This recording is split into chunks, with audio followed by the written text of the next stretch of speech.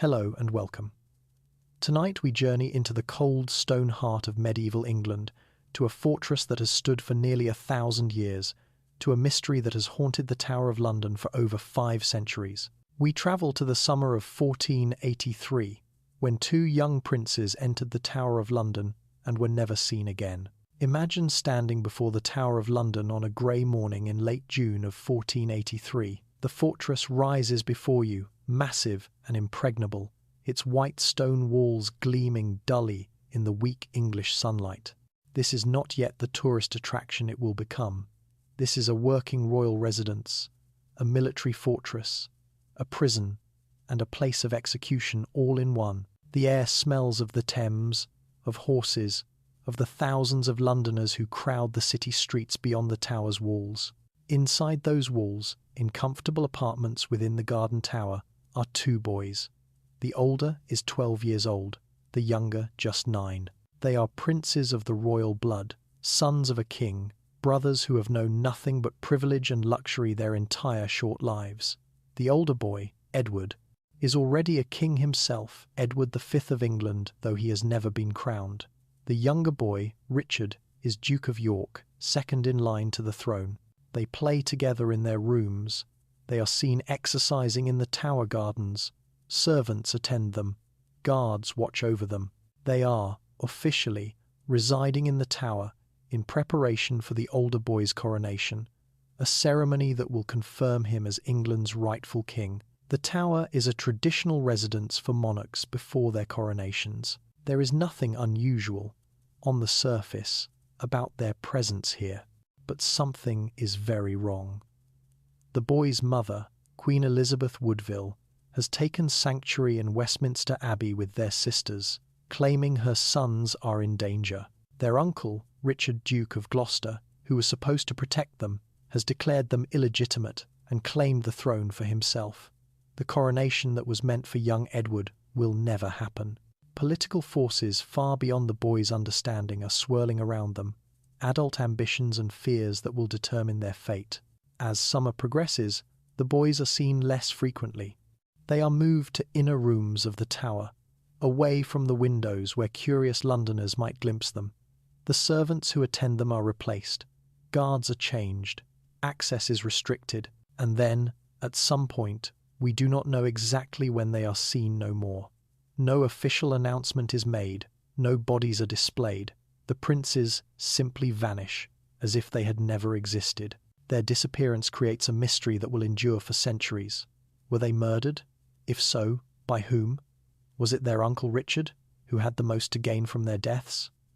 Was it Henry Tudor, who would defeat Richard 2 years later and needed to eliminate rival claimants to secure his own throne? Was it someone else entirely, acting from motives we cannot fully understand? Or did something else happen to them, escape, illness, some fate we have not considered? Tonight, we will investigate one of history's most famous cold cases. We will enter the world of medieval England, understanding the brutal politics of the 15th century, the Wars of the Roses that had torn the kingdom apart for decades. We will explore the Tower of London itself, this ancient fortress that has witnessed so much of England's bloody history. We will examine the lives of the 2 princes, Edward and Richard, understanding who they were as real children, not just historical figures. We will trace the events of 1483 in detail, following the political crisis that swept the boys from privileged princes to prisoners to victims. We will examine the evidence that survives the few contemporary accounts, the bones discovered in the tower centuries later, the circumstantial clues that point in various directions. We will consider the suspects, analysing the motives and opportunities of those who might have ordered the princes' deaths. And we will explore why this mystery endures, why the fate of 2 medieval children still fascinates us, still provokes debate, still haunts the Tower of London. But before we enter the shadowed corridors of the tower, before we step into the treacherous world of 15th century politics, please take a moment to like this video if you enjoy journeys into history's greatest mysteries. Your support helps us continue exploring these forgotten corners of the past. I'm also always curious to know where you are in the world. and what time it is as you listen. Feel free to share in the comments below. And now, settle in. Let the noise of the modern world fade away, and let us travel back over 5 centuries to a time when the throne of England was the greatest prize in the kingdom, when children were pawns in games of dynastic ambition, when 2 young princes stood between powerful men and the crown they desired.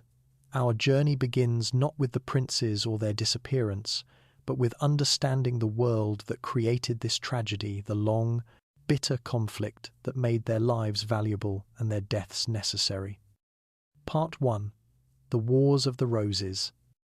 To understand what happened to the 2 princes in the Tower, we must first understand the conflict that dominated English politics for decades, the Wars of the Roses. This was not a single war, but a series of civil conflicts fought between 1455 and 1487, a period of over 30 years during which England was periodically torn apart by battles between 2 branches of the royal family. The conflict takes its name from the symbols of the 2 competing houses. The House of Lancaster used a red rose as its emblem. The House of York used a white rose. Modern historians debate whether these symbols were as important during the actual conflicts as later tradition suggests. But the name has stuck: the Wars of the Roses, a romantic title for a brutal period of dynastic violence. Both houses were descended from King Edward III, who reigned from 1327 to 1377. Edward had 5 sons who survived to adulthood, and through them, he became the ancestor of several competing lines of royal descent. The Lancaster claim came through John of Gaunt, Edward III's 3rd surviving son. The York claim came through Edmund of Langley, the 4th son, and also through Lionel of Antwerp, the 2nd son, whose daughter married into the York family. In the complex mathematics of medieval succession, where legitimacy was everything and the order of births could determine the fate of kingdoms, these genealogical details mattered enormously. Who had the better claim to the throne? The Lancastrians descended from an older branch, but through a line some considered tainted by illegitimacy. The Yorkists descended from a younger branch, but with a claim through a senior line on the maternal side. The wars began in 1455, during the reign of King Henry VI, a Lancaster king. Henry was, by all accounts, a gentle, pious, and deeply inadequate monarch. He suffered from periods of mental illness, possibly inherited from his grandfather Charles VI of France, who also suffered from bouts of madness. During Henry's incapacity, the kingdom had to be governed by others, and this created opportunities for ambitious nobles to seize power. Richard, Duke of York, the head of the House of York, was the most powerful nobleman in England. He was wealthy, capable, and he had a better hereditary claim to the throne than Henry, if you counted descent through the female line.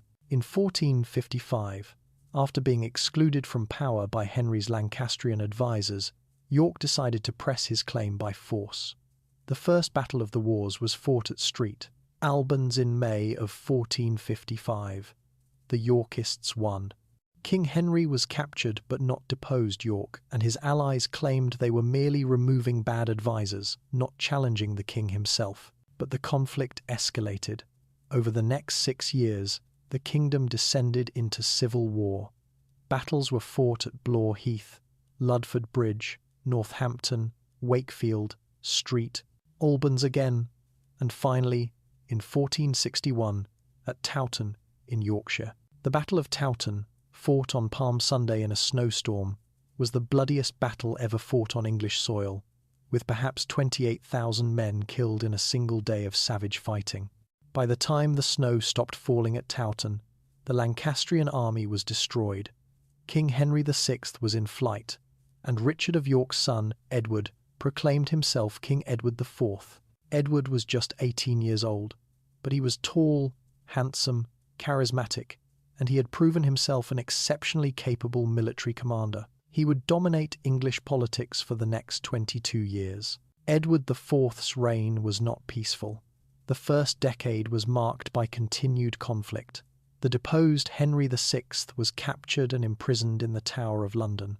Henry's wife, Margaret of Anjou, fled to France but continued to fight for her husband's restoration. Edward's own former ally, the powerful Earl of Warwick known as the Kingmaker, eventually turned against him and briefly restored Henry VI to the throne in 1470. But Edward fought back. In 1471, he returned from exile, defeated Warwick at the Battle of Barnet, and destroyed the last Lancastrian army at the Battle of Tewkesbury. Henry VI's only son, Edward, Prince of Wales, was killed at Tewkesbury or immediately after the battle. Shortly thereafter, Henry VI himself died in the Tower of London, officially of melancholy and grief, though most historians believe he was murdered on Edward's orders. With the Lancastrian male line extinct, Edward IV's position seemed secure. He had a queen, Elizabeth Woodville, whom he had married in secret in 1464. He had children, 2 sons and several daughters. He had defeated his enemies, killed or captured the Lancastrian claimants, and established his family as England's ruling dynasty. The York Rose, it seemed, had triumphed permanently over the Lancaster Rose, but Edward's apparent security was built on fragile foundations. His marriage to Elizabeth Woodville had been controversial from the start. She was not a princess from a foreign royal house, the kind of match expected for a king. She was a widow with 2 sons from her previous marriage, the daughter of a minor nobleman who had fought for the Lancastrian cause. Many of Edward's nobles, who had risked their lives to put him on the throne, felt insulted by the match.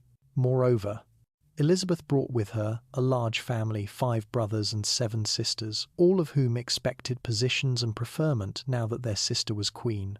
Edward, who doted on his beautiful wife, granted these favours lavishly. The Woodvilles, as Elizabeth's family was known, suddenly became one of the most powerful factions at court, wealthy and influential beyond what their birth should have entitled them to. This created deep resentment among the established nobility, who saw the Woodvilles as upstart commoners enriching themselves at the kingdom's expense. Edward's own brother George, Duke of Clarence, was particularly aggrieved. Clarence was vain, ambitious, and not particularly bright, a dangerous combination. He had briefly allied with Warwick against Edward during the 1470 crisis. After Edward's restoration, Clarence was forgiven, but remained discontented. He plotted, he complained, he spread rumours. In 1478, Edward finally lost patience with his troublesome brother. Clarence was arrested, tried for treason, and executed. The method of execution, according to tradition, was both bizarre and fitting for a man who loved wine. He was allegedly drowned in a barrel of Malmsey, a sweet wine. Clarence's death left Edward with one surviving brother, Richard, Duke of Gloucester.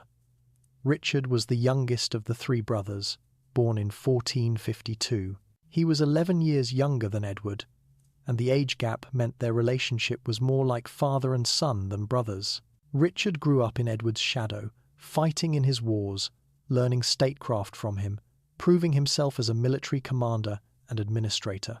Richard was given control of the north of England, where he governed from York and Middleham Castle.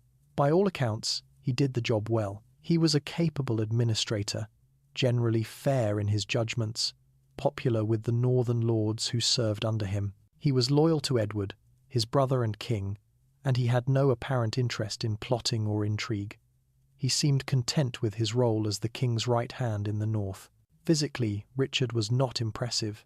He was short, even by medieval standards. Skeletal analysis, after the discovery of his remains in 2012, revealed he was about 5 feet 8 inches tall. He had severe scoliosis, a curvature of the spine that would have made his right shoulder higher than his left and possibly caused a slight hump. Medieval and Tudor sources describe him as deformed or hunchbacked, though modern analysis suggests the scoliosis, while noticeable, was probably not as severe as propaganda made it out to be. He married Anne Neville, daughter of the Earl of Warwick, in 1472.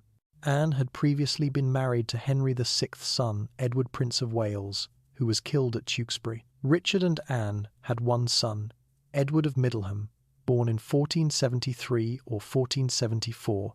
By all evidence, it was a loving marriage, and Richard was a devoted father. This, then, was the situation in early 1483. Edward IV had ruled for over 20 years. His reign had brought relative stability after decades of civil war. He had two sons, Edward born in 1470 and Richard born in 1473. The succession seemed secure. The Wars of the Roses seemed to be over, with the House of York triumphant. But on April 9th, 1483, everything changed. Edward IV, aged only 40, died suddenly at Westminster Palace. The cause was unclear, possibly pneumonia, possibly a stroke, possibly the effects of a lifestyle that included heavy drinking and overeating. His death was unexpected. He had been ill for perhaps 2 weeks, but no one anticipated his death. There was no time for careful planning, no opportunity to ensure a smooth transfer of power. Edward's death created an immediate crisis. His heir, Edward, Prince of Wales, was only 12 years old enough to be king, but too young to rule without guidance. Young Edward was at Ludlow Castle on the Welsh border, where he had been sent to learn the arts of government. His mother, Queen Elizabeth Woodville, was in London. His uncle Richard was in the north. The most powerful noblemen in the kingdom were scattered across England, each with their own followers, their own ambitions, their own ideas about how the kingdom should be governed during the young king's minority. Who would control the kingdom while the new king grew to adulthood? Who would be protector, the regent who governed in the king's name? This was the question that would determine the fate of England and ultimately the fate of two young princes who were about to become the most valuable and most vulnerable people in the kingdom. The dying Edward IV, according to some accounts, named his brother Richard as protector. This would have been a logical choice. Richard was the king's brother, an experienced military commander and administrator, loyal to the Yorkist dynasty. But the Woodville family, the Queen's relatives, had other ideas. They had dominated Edward's court for nearly 20 years. They had no intention of surrendering power to Richard of Gloucester, whom they saw as a threat to their position. And so, even before Edward IV's body was cold, the struggle for control of England and control of the young prince who was now King Edward V had begun.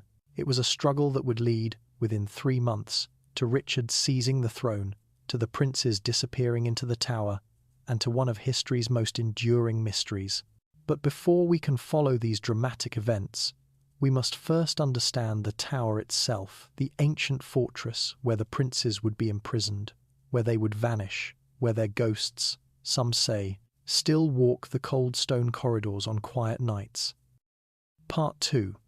The Tower of London. The Tower of London stands on the north bank of the River Thames, in the eastern part of the City of London. It has stood there for over 900 years, built by William the Conqueror shortly after his conquest of England in 1066. William, a Norman duke who had seized the English throne by force, needed a fortress to control his new capital, a strong point from which he could dominate the city and defend against potential rebellions. The oldest part of the tower, the massive stone keep now known as the White Tower, was begun around 1078 and completed around 1097. It was built of white limestone imported from Caen in Normandy, and its walls are 15 feet thick at the base. The White Tower is 90 feet tall, rising in 3 stories above ground level, with a 4th level in the towers at each corner. It was designed to be impregnable, capable of withstanding siege, a symbol of Norman power and permanence. Over the centuries, successive kings expanded the complex.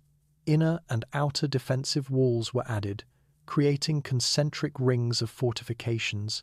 Towers were built along the walls, round towers, square towers, each serving different defensive functions. A moat was dug, fed by the Thames, turning the tower into an island fortress accessible only by controlled bridges and gates.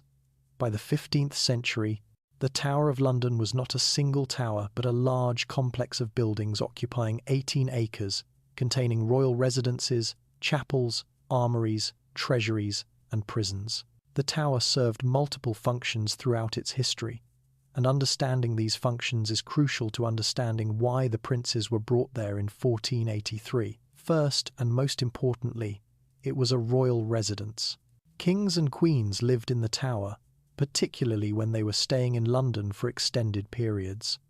The royal apartments were sumptuously decorated, containing great halls, private chambers, chapels, and gardens. The Tower was actually more comfortable than many royal castles, with fireplaces, proper latrines connected to drains, and access to the river for transportation and water supply. It was traditional for monarchs to spend the night before their coronation at the Tower, then process through London to Westminster Abbey for the ceremony. This tradition meant that the Tower was associated with legitimate kingship, with the formal transfer of power from one monarch to the next. When young Edward V was brought to the Tower in May of 1483, ostensibly to prepare for his coronation, this would have seemed perfectly normal to contemporary observers. Second, the Tower was a fortress and military strongpoint. It controlled the eastern approach to London from the sea. Its thick walls and strong towers could withstand assault. Its garrison could defend the city against attack or sally forth to put down rebellions. The Tower contained armories where weapons and armour were stored, magazines filled with gunpowder and ammunition, and workshops where armour and weapons were manufactured. Third, the Tower was a prison. This was perhaps its most famous function by the 15th century. High-status prisoners, nobles, bishops, and members of the royal family were housed in relative comfort in various towers within the complex. Common prisoners were kept in less comfortable conditions in dungeons and cells. Some prisoners were held for short periods while awaiting trial. Others languished for years, and some never left except to be executed. The Tower was not just any prison. It was the most secure prison in England, the place where the most dangerous or most important prisoners were kept. To be imprisoned in the Tower was to be entirely at the king's mercy, separated from friends and supporters, unable to plot or communicate with the outside world. Many prisoners entered the Tower and were never seen again. Some were executed, beheaded on Tower Green within the walls or on Tower Hill just outside. Others simply died, officially of natural causes, though poison or murder were often suspected. Fourth, the Tower was an administrative centre. The Royal Mint was located within the Tower from 1279 until the early 19th century, producing the kingdom's coins. The crown jewels were kept in the Tower, guarded day and night. The royal wardrobe, which managed the household goods and supplies for the royal family, was based there. Government records were stored in the Tower's vaults. It was, in effect, a government complex, housing many of the administrative functions of the medieval English state. The Tower had a sinister reputation by the 15th century. Over its 400 years of existence, it had been the site of numerous executions, murders, and sudden deaths. Some of these were legitimate executions following trials for treason. Others were more questionable, political murders disguised as legal justice, and still others were simply murders, the elimination of inconvenient people by kings who held absolute power within the Tower's walls. Among the Tower's most famous victims was Henry VI, the Lancastrian king who had been imprisoned there by Edward IV. Henry was a gentle, pious man, more suited to be a monk than a king. In May of 1471, shortly after the Battle of Tewkesbury destroyed the last Lancastrian hopes, Henry died in the Tower. The official announcement claimed he died of pure displeasure and melancholy upon learning of his son's death at Tewkesbury. Few believed this. Most assumed Henry had been murdered, probably on Edward IV's orders. His body was displayed at St. Paul's Cathedral to prove he was dead, but even then, rumours persisted that the body showed signs of violence. The Tower's architecture itself contributed to its sinister reputation.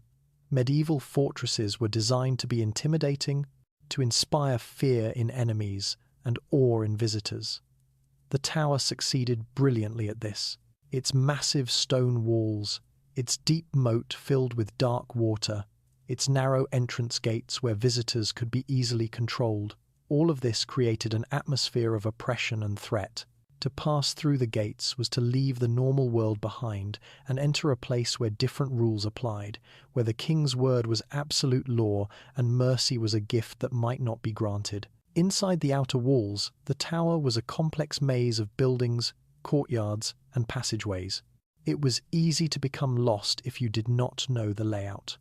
Access to different areas was controlled by gates and guards. The royal apartments were in the inner ward, the most secure area, accessible only through multiple checkpoints. Prisoners in various towers could be kept isolated from each other, unable to communicate, each confined in their own small world of stone walls and iron bars. One tower in particular is central to our story, the Garden Tower, which stood in the inner ward adjacent to the royal apartments. This tower was so named because it overlooked a small garden area where residents of the tower could exercise and take the air. In later times, after the events of 1483, it would be renamed the Bloody Tower, a name that reflects its association with the prince's disappearance. But in 1483, it was simply the Garden Tower, a comfortable enough residence for high-status individuals staying at the tower. The Garden Tower had 3 levels. The ground floor was a passageway, part of the internal road network of the tower complex. The first floor contained a large room with a fireplace, suitable for use as a living chamber or audience room. The second floor had additional chambers, probably bedrooms. The rooms were connected by a narrow spiral staircase built into the thickness of the wall. The tower was not particularly large, perhaps 25 feet in diameter, but it was solidly built and reasonably comfortable for its intended purpose. It was in this tower that the princes would spend their final weeks or months. The Garden Tower was not a prison cell, but a residence, and initially at least, the princes were not prisoners but royal guests preparing for a coronation. They would have had servants to attend them, food brought from the tower's kitchens, access to the garden for exercise. They would have been comfortable, even if they were confined. But comfort is relative. Even the best quarters in the tower were still prison. The windows were small and barred, the doors were thick and guarded. Once inside, you could not leave without permission, and permission, when the political winds changed, might never come. The tower had another feature that would become important to our story: its private areas, spaces not accessible to casual observers. The royal apartments had private corridors and staircases used only by the king and his immediate household. Guards controlled who entered these areas. Servants worked there but could be dismissed or replaced at will. Within these private spaces, anything could happen without public knowledge. A person could disappear, and no one outside the small circle of those with access would know what had happened. This combination, royal residence, fortress, prison, site of executions, place of secrets, made the tower the perfect location for what was about to unfold. The princes could be brought there under the pretext of preparing for a coronation. They could be comfortably housed in a way befitting their royal status. They could be kept safe and secure, protected from any attempts to use them in political plots. And if someone decided they needed to disappear, the tower provided the privacy, the control, and the security to make that disappearance complete. The Tower of London was not just a building, it was an instrument of power, a physical manifestation of royal authority. Its walls had witnessed centuries of English history, coronations and executions, triumphs and tragedies, the rise and fall of dynasties. In the summer of 1483, those ancient walls would witness another tragedy, one that would become the tower's most famous mystery, one that would haunt the fortress for centuries to come. But to understand how the princes came to be in the tower, we must first know who they were, not as historical abstractions or political pawns, but as real children with personalities, interests, and family relationships. We must see them as their mother saw them, as their attendants knew them, as they were before politics and ambition destroyed them. Part 3. The Princes.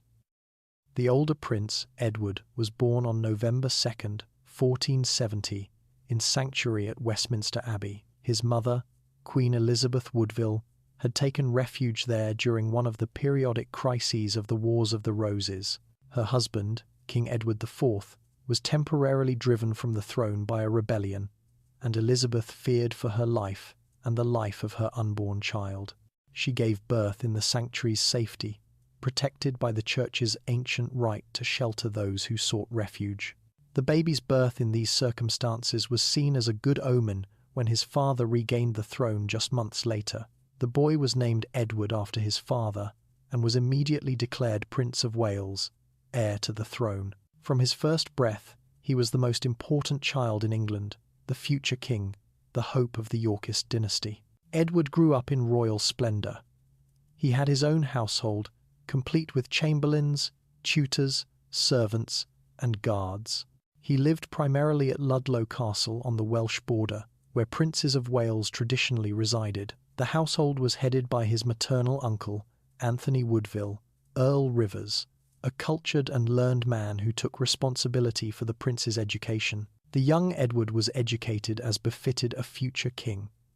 He learned Latin, French, and English literature. He studied history, particularly the history of England's kings and the great military campaigns of antiquity. He was taught statecraft, how to govern, how to judge, how to balance competing interests.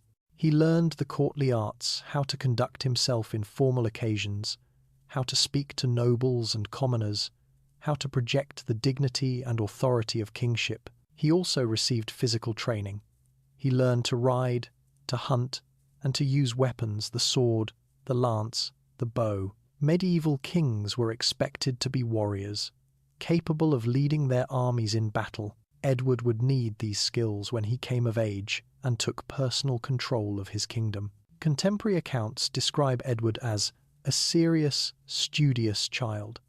He was dutiful, learning his lessons well, performing his ceremonial duties with appropriate gravity. He understood, even at a young age, the weight of his destiny. He would be king. He would rule England. Everything in his upbringing reinforced this reality. But he was also just a child. He played with his younger brother Richard. He had favourites among his attendants. He must have enjoyed the hunting and hawking that were part of a noble boy's education. He lived a privileged life, but it was not entirely a happy one. The responsibility placed on such young shoulders was immense. The expectations were crushing.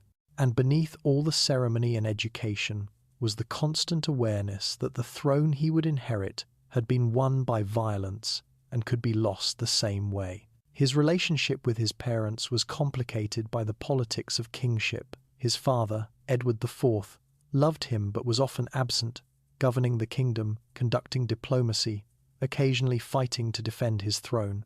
His mother, Elizabeth Woodville, was devoted to him but was also a political figure in her own right, the head of the powerful Woodville faction at court. Young Edward was simultaneously a son and a political asset, a child and a symbol of dynastic continuity. By all accounts, he loved his younger brother Richard. The two boys, despite being separated by distance, Richard lived with his mother in London, while Edward was at Ludlow, were close when they were together. They were allies in a world of adults, companions who understood each other's unique position as royal children whose every action had political implications. Richard of Shrewsbury, Duke of York, was born on August 17, 1473, in the palace at Shrewsbury. He was named after his uncle Richard of Gloucester and was given the title Duke of York, traditionally granted to the second son of the reigning king. He too had a household and servants, though not as elaborate as his older brothers, and he lived primarily with his mother at Westminster or the other royal residences near London. Richard was, by contemporary accounts, a livelier child than his serious older brother. He was charming, quick-witted, and affectionate. Where Edward was dutiful and conscious of his position, Richard was more spontaneous, more playful. This is not to say he was irresponsible. He too was educated as befitted a prince, learning the same subjects as his brother. But his personality was different, lighter, more outgoing. The age difference between the brothers, nearly 3 years, meant they were at different stages of childhood in 1483. Edward, at 12, was on the cusp of adolescence, approaching the age when he could begin to take a more active role in governing. Richard, at 9, was still a young child, dependent on adult guidance, not yet ready for the responsibilities that would come with age. Richard had a special role to play in his brother's coming reign. As Duke of York and second in line to the throne, he would be his brother's closest supporter, his chief ally, his military commander. Medieval kingship often worked best when the king had loyal, capable brothers to help him govern and defend the realm. Edward and Richard, if they both lived to adulthood, would have formed a powerful partnership, much as their father, Edward IV, and Uncle Richard of Gloucester had done.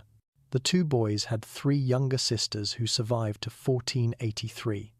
Elizabeth, born in 1466, Cecily, born in 1469, and Anne, born in 1475.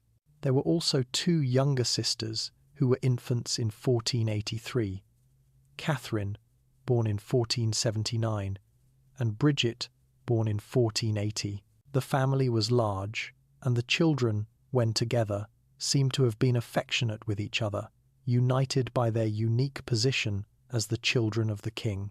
The boy's mother, Elizabeth Woodville, was one of the most controversial figures in 15th century England. She was beautiful, this was universally agreed upon, with golden hair and striking features that had captivated King Edward IV when he first saw her. But her rise from minor nobility to queen had created deep resentment among the established aristocracy, who saw her family, the Woodvilles, as upstart commoners, enriching themselves through the queen's influence. Elizabeth was proud, ambitious for her family, and deeply protective of her children. She understood the dangers of royal politics better than most. Her first husband, Sir John Grey, had been killed fighting for the Lancastrian cause. She had seen how quickly political fortunes could change, how those who held power today could be exiled or executed tomorrow. She raised her sons to understand these realities while also teaching them their duties as princes. The death of Edward IV in April of 1483 shattered the family's world. Suddenly, Elizabeth's 12-year-old son was king, heir to a throne that had been won by violence and was constantly under threat. Her husband's death left her vulnerable, stripped of the protection that royal marriage had provided.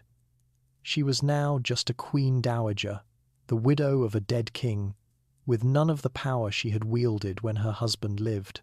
Her position was made more precarious by the fact that her late husband had many enemies who saw his death as an opportunity. Chief among these was Richard of Gloucester, the late king's brother, who had spent 20 years loyally serving Edward, but now saw a chance to increase his own power. The Woodvilles and Richard had always been rivals, competing for influence over the king. Now, with the king dead and a child on the throne, this rivalry would explode into open conflict. Elizabeth moved quickly. Within days of her husband's death, she attempted to secure control of the kingdom by bringing her son Edward to London under heavy guard, escorted by her brother Anthony Woodville and her son from her first marriage, Richard Grey. The plan was to have young Edward crowned immediately, before Richard of Gloucester could reach London from the north. Once crowned, Edward would be the legitimate king, and the Woodvilles, as the king's maternal family, would dominate his government. But Elizabeth's plan failed.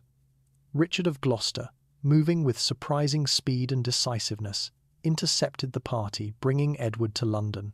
On April 30th, at Stony Stratford in Buckinghamshire, Richard arrested Anthony Woodville and Richard Grey, accusing them of planning to exclude him from his rightful role as protector. He took personal custody of young King Edward and informed the boy that his mother's relatives had been plotting against the kingdom. When news of the arrests reached London, Elizabeth panicked.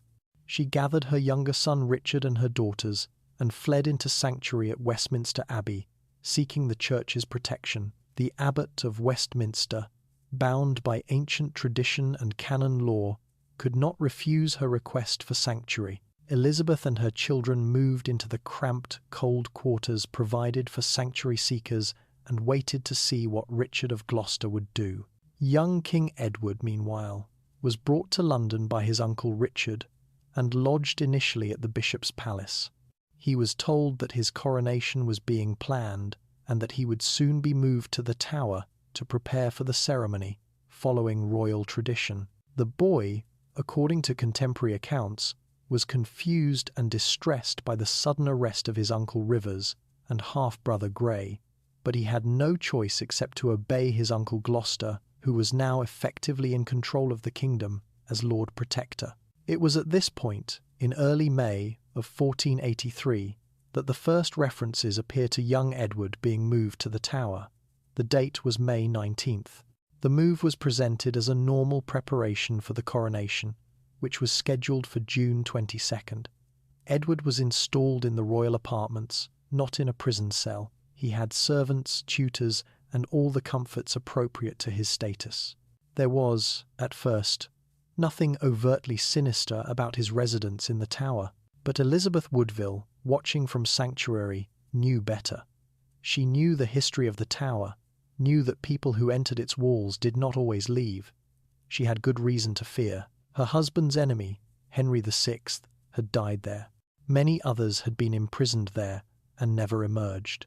The Tower was a place of royal power, but it was also a place of death. Elizabeth wanted her younger son Richard to remain with her in sanctuary, where he would be safe. But Richard of Gloucester had other plans. He needed both boys under his control if his plans, whatever they were to succeed. A council meeting was held on June 16th to discuss the situation. The Archbishop of Canterbury, Cardinal Bourchier, was dispatched to Westminster Abbey to convince Elizabeth to release her younger son. The meeting between Elizabeth and the Cardinal must have been agonizing. Elizabeth knew what surrendering Richard would mean. Both her sons would be in Richard of Gloucester's power, beyond her reach, beyond her protection. But she was trapped. Sanctuary protected her from arrest, but it also imprisoned her. She had no army, no means of resistance. The council had made it clear that if she did not surrender Richard voluntarily, they would take him by force, violating sanctuary if necessary. The cardinal assured her that Richard would be safe, that he would be with his brother, that both boys were merely waiting for the coronation. Some accounts suggest the cardinal even wept as he made his plea, perhaps sensing the danger even as he promised safety. Elizabeth, with no real choice, finally agreed. On June 16th, young Richard, Duke of York, left sanctuary and was taken to the Tower to join his brother. An Italian visitor to London, Dominic Mancini, who was in the city during these events and later wrote an account, described the scene. He reported that Elizabeth released her son with great reluctance and foreboding. She embraced Richard repeatedly, weeping, and the boy himself seemed frightened. But the cardinal took Richard's hand and led him out of sanctuary, through the crowds that had gathered to watch, to a barge on the Thames that carried him to the Tower. When Richard arrived at the Tower, he was reunited with his brother Edward. According to Mancini's account, the boys were seen playing together in the Tower gardens, shooting arrows at targets, exercising under the watch of their attendants. They appeared healthy and were being treated well, at least initially. But as the days passed, something changed. The coronation scheduled for June 22nd did not happen. Instead, it was postponed. Then it was postponed again.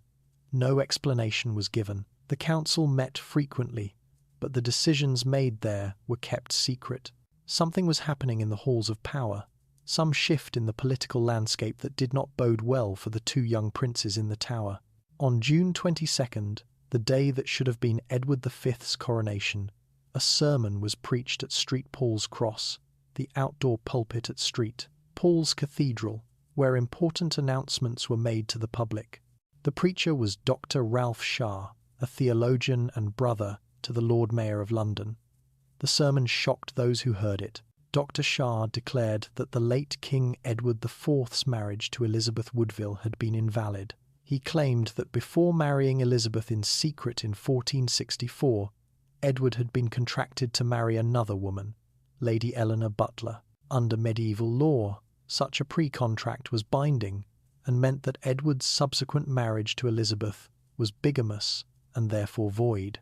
If the marriage was invalid, then all children of that marriage were illegitimate, and if Edward V and Richard Duke of York were illegitimate, they could not inherit the throne. They were not princes at all, but bastards with no claim to the crown. The sermon's conclusion was clear. Richard, Duke of Gloucester, as the legitimate brother of Edward IV and the next in line after the illegitimate children, was the rightful King of England. This was the bombshell that had been prepared over the preceding weeks. Richard had not simply seized control as protector, he had found or manufactured a legal justification for taking the throne itself. The boys in the Tower were not being prepared for a coronation. They were being neutralized, their claim to the throne destroyed by allegations of bastardy. 3 days later, on June 25th, a parliament was summoned, though it was not technically a parliament since no king had called it. This assembly, known as the Gathering of the Three Estates, met and endorsed a document called Titulus Regius, the royal title. This document, which was later enrolled as an Act of Parliament, formally declared Edward IV's marriage invalid and his children by Elizabeth Woodville illegitimate. It invited Richard of Gloucester to take the throne as the rightful king. The evidence for the pre-contract with Lady Eleanor Butler was weak. Eleanor had died in 1468, taking any direct testimony to her grave. The only witness who claimed to know about the pre-contract was Robert Stillington, Bishop of Bath and Wells, and his testimony was suspiciously convenient for Richard's purposes. Most historians believe the pre-contract was either exaggerated or entirely fabricated, a legal pretext for what was essentially a coup, but legal niceties mattered in medieval politics. Richard needed to be seen as the legitimate king, not a usurper who had stolen his nephew's crown. The allegations of bastardy, however thin their basis, provided that legitimacy. On June 26, 1483, Richard formally accepted the crown. On July 6th, he was crowned King Richard III in Westminster Abbey, with his wife Anne beside him as queen. The boys in the Tower, who had been King Edward V and Richard Duke of York, were now officially just Edward and Richard, illegitimate sons of the late king, with no titles, no status, no claims to anything. They remained in the Tower, but their situation had changed fundamentally. They were no longer royal guests awaiting a coronation. They were inconvenient reminders of a claim that had been legally annulled but could always be reasserted if political circumstances changed. For Richard III, the boys presented a terrible dilemma. Legally, they had been declared illegitimate and therefore posed no threat to his throne. But politics was not simply about legal documents. Many people did not believe the bastardy allegations. Many still saw the boys as the rightful heirs, legitimate in the eyes of God if not in the eyes of Parliament. As long as they lived, they could become rallying points for rebellion, symbols that Richard's enemies could use to challenge his rule. What to do with them? He could not release them, they would immediately become the focus of plots against him. He could not marry them off to loyal supporters' families, they were officially bastards now, and no noble would want to marry his daughter to a boy with no prospects. He could not send them abroad, foreign rulers might use them as pawns in diplomatic games, recognizing them as legitimate kings in exile. He could keep them imprisoned indefinitely, but imprisonment was expensive, required loyal guards who could be corrupted, and still left the boys alive and available as alternative claimants. There was one other option, the option that ruthless medieval rulers had often chosen when faced with inconvenient rivals. The boys could simply disappear. If they died, the problem would be solved permanently. Dead children could not be used to challenge Richard's legitimacy. Dead children could not lead rebellions or attract supporters. Dead children were no threat. Whether Richard III actually made this calculation and gave the order for murder, we cannot know with certainty. The evidence is circumstantial. The testimony comes from later sources of questionable reliability, and Richard himself never admitted anything. But what we do know is that sometime in the late summer or early autumn of 1483, the two princes ceased to be seen. Part 4. The Disappearance. Determining exactly when the princes disappeared is one of the great challenges of this mystery. We have no official announcement of their deaths. We have no record of their removal from the tower. We have only the testimony of various observers, written down months or years after the events, each with their own biases and each with limited knowledge of what was happening inside the tower's private quarters. The most detailed contemporary account comes from Dominic Mancini, the Italian visitor mentioned earlier. Mancini was in London from spring through July of 1483, acting as an intelligence agent for the Archbishop of Vienne in France. He was not part of the English court but was well connected enough to hear gossip and observe events. He left England in July and wrote his account, De Occupatione Regni Angli per Ricardum Tertium, The Occupation of the Throne of England by Richard III, later that year, while events were still fresh in his memory. Mancini reported that, after Richard, Duke of York, joined his brother in the Tower in mid-June, the boys were seen daily, exercising in the gardens and at the Tower's windows. But gradually, they were seen less frequently. They were moved from the outer chambers to rooms deeper within the Tower, away from public view. The number of their attendants was reduced. Then, Mancini says, all the attendants who had waited upon the king were debarred access to him. He and his brother were withdrawn into the inner apartments of the Tower proper, and day by day began to be seen more rarely behind the bars and windows, till at length they ceased to appear altogether. Mancini left London in mid-July, so his direct observations only extend to that point. But he added, based on what he heard before leaving, already there was a suspicion that he had been done away with. Whether, however, he has been done away with, and by what manner of death, so far I have not at all discovered. The phrase "done away with" is ambiguous. It could mean murdered, or it could simply mean removed from sight. But Mancini clearly indicates that by mid-July, rumours of the boys' deaths were already circulating in London, even though the boys had last been seen alive only weeks earlier. Another source is the Croyland Chronicle, an anonymous account written by someone close to Richard III's court, probably a civil servant or cleric with access to government records. The chronicle was written in April of 1486, nearly 3 years after the events. It states, obliquely, that after Richard's coronation, the 2 sons of King Edward remained in the Tower of London in the custody of certain persons appointed for that purpose. In order to deliver them from this captivity, the people from the southern and western parts of the kingdom made an attempt to free them. When this was discovered, they were reported to have died a violent death, but it was uncertain how. This passage is frustratingly vague. It mentions an attempt to free the princes, but doesn't say when this occurred. It says they were reported to have died a violent death, but doesn't say who reported this or when. The phrase, "but it was uncertain how," suggests the chronicler did not know the circumstances of their deaths or chose not to record them. The Great Chronicle of London, written several years later, provides more detail but may be less reliable because of the time gap between events and recording. It states that during the mayoralty of Sir Edmund Shah, which ran from October 1483 to October 1484, the children of King Edward were seen shooting and playing in the garden of the Tower by sundry times. But then, it was reported that King Richard had put the children of King Edward to death. This account suggests the boys were alive and visible as late as the autumn of 1483, though by the time this chronicle was written, the author may have been confused about dates, or may have been reporting rumours rather than direct observation. The problem with all these accounts is that they were written after Richard III's death in August 1485. By then, Richard had been defeated and killed at the Battle of Bosworth Field by Henry Tudor, who became King Henry VII. Henry and his supporters had every reason to portray Richard as a monster who murdered his nephews. Later accounts, particularly those written during Henry VII's reign, become increasingly detailed and horrific in their descriptions of the prince's murder, but these details are almost certainly embellishments designed to blacken Richard's reputation. The most famous later account is that of Sir Thomas More, who wrote a history of King Richard III around 1513 to 1518.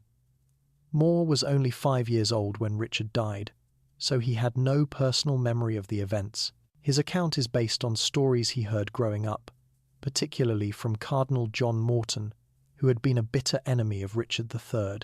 More's account cannot be taken as factual reporting, it is propaganda, a literary work designed to show Richard as a villain. According to More's account, Richard sent a messenger to the Constable of the Tower, Sir Robert Brackenbury, with orders to murder the princes.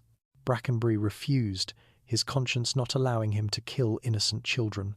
Richard then turned to Sir James Tyrrell, a loyal knight who had carried out difficult tasks for Richard in the past. Tyrrell agreed to the murder and was given the keys to the tower for one night. More's account continues with dramatic and horrific detail. Tyrrell enlisted 2 men, Miles, Forrest, one of the prince's guards, and John Dighton, a tower warder. Late at night, these men entered the chamber where the princes slept. They smothered the boys with pillows and feather beds, holding them down until they stopped struggling.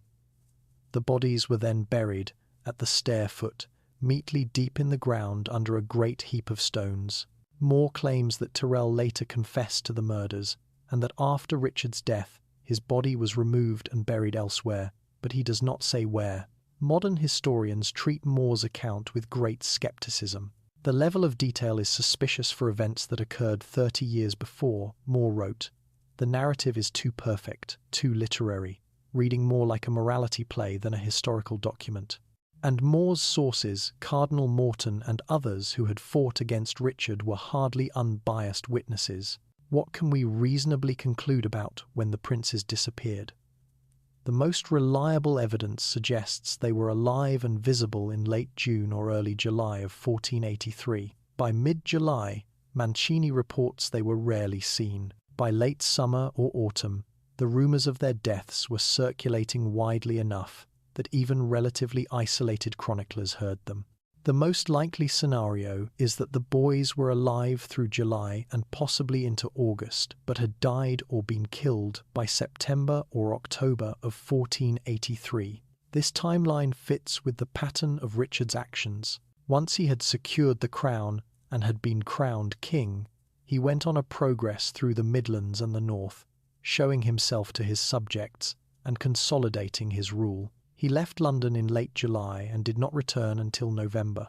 If the princes were murdered, it likely happened during Richard's absence, carried out by subordinates, following his orders, or perhaps acting on their own initiative, believing they were doing what the king wanted, even if he had not explicitly commanded it. But we cannot be certain. We do not know exactly when they died. We do not know how they died. We do not even know for certain that they did die in 1483, though the complete absence of any sightings after this period, combined with the widespread rumours of their deaths, makes their survival highly unlikely. What happened to the bodies? Here again, we have only later accounts of questionable reliability. More's story of burial at the base of a staircase was one possibility. Other accounts suggested the bodies were thrown into the Thames, weighted with stones, a disposal method that would leave no trace. Still others suggested they were buried secretly in some church or chapel, their location known only to those who carried out the deed. For nearly 2 centuries, the fate of the princes' bodies remained unknown. The Tower of London continued to function as a royal residence, fortress, and prison. The Garden Tower, where the princes had been housed, continued to be used for various purposes. The story of the murdered princes became legend, but there was no physical evidence, no bodies, no proof. Then, in 1674, during the reign of King Charles II, workmen were demolishing a staircase in the White Tower to make way for new construction. They were digging at the base of the stairs leading to the Chapel of St. John, about 10 feet underground, when they made a discovery that shocked them. In a wooden chest, buried under rubble and stones, they found the skeletons of 2 children. Part 5. The Bones. The discovery of the bones in 1674 created an immediate sensation. Could these be the remains of the murdered princes? The location fit Thomas More's account, buried at the base of a staircase. The number of skeletons too matched. The fact that they were children was obvious from the size of the bones, and their location within the tower, in a hidden spot that had been undisturbed for centuries, suggested these were no ordinary burials. King Charles II was informed of the discovery. He ordered the bones to be examined by the royal surgeon and other physicians. Their conclusion, based on the limited anatomical knowledge of the 17th century, was that the bones were indeed those of two children of the approximate ages of the princes, one around 12 years old, one around 9 or 10. Charles, convinced these were the princes, ordered them to be given a proper royal burial. The bones were placed in a marble urn designed by Sir Christopher Wren and interred in Westminster Abbey in Henry VII's chapel, the grand mausoleum that Henry had built for himself and his descendants. A Latin inscription on the urn identified the remains as those of Edward V and Richard, Duke of York, stating they had been murdered by their perfidious uncle Richard III and had finally been laid to rest with the honour due their royal status. For 2.5 centuries, the bones rested in Westminster Abbey, and the general assumption was that the mystery had been solved. The princes had been murdered, their bodies had been found, and they had been properly buried. The matter was closed. But in the early 20th century, as forensic science developed and archaeologists and anthropologists learned to extract far more information from skeletal remains, questions began to be asked. Were these really the princes' bones? Could modern science prove or disprove the identification? In 1933, with permission from King George V, the urn was opened and the bones were examined by Lawrence Tanner, archivist of Westminster Abbey, and Professor William Wright, a dental surgeon and anatomist. This was the first scientific examination of the remains, and it was conducted with the relatively primitive techniques available in the early 1930s, before radiocarbon dating, before DNA analysis, before many of the tools that modern forensic anthropology relies on. Wright and Tanner's examination revealed several important facts. The bones were indeed from two individuals, both young. The skeletons were incomplete. Many bones were missing, probably lost when the wooden chest decayed over the centuries or during the original burial. What remained included parts of the skulls, jawbones with teeth, limb bones, and vertebrae. Based on dental development and bone measurements, Wright estimated the ages of the two individuals at death. His conclusion was that one was aged 10 to 13 years, the other aged 7 to 11 years. These ranges were broad but generally consistent with the princes' ages. In 1483, Edward would have been 12. Richard would have been 9. The bones showed no obvious signs of trauma that would indicate cause of death. There were no sword cuts, no broken bones suggesting violence. This was consistent with smothering or suffocation, which would leave no skeletal evidence. However, the absence of trauma evidence did not prove they were smothered. It simply meant that if they were killed, the method did not damage their bones. One intriguing finding was a stain on the older child's skull that Wright described as possibly indicating that the individual had been buried in quicklime or some other substance designed to accelerate decomposition. This would be consistent with a hasty, secret burial designed to eliminate evidence. Wright and Tanner concluded that the bones were consistent with being those of the princes, but stopped short of declaring definitive proof.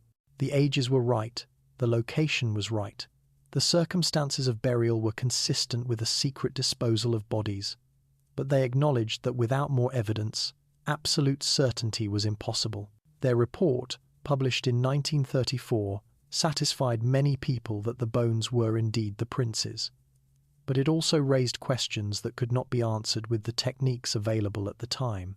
Were there any other possible explanations for two children's skeletons buried at the tower? Could the bones be from an earlier period? Were the age estimates accurate?